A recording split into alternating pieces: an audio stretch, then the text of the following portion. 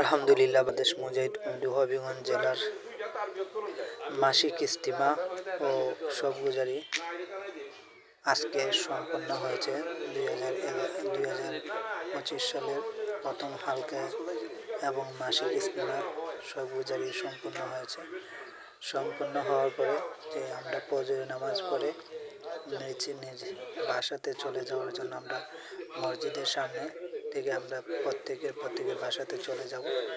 আসলে বাংলাদেশ মুজাহিদ কমিটি এটার মেন আমির মুফতি সৈয়দ মোহাম্মদ রেজাউল করিম পীর সাহেব হুজুর চরণে কোন হাতে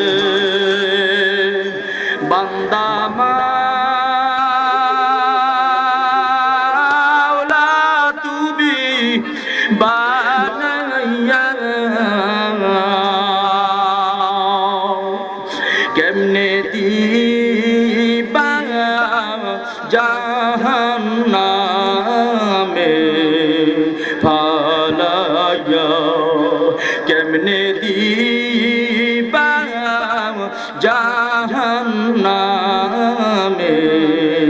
ফালাইয়া। সকলেরই দরজা হইতে আল্লাহ ফিরিয়া তোমারি রোজায় রইলাম পুরিয়া। তুমি যদি মাপ নাই করো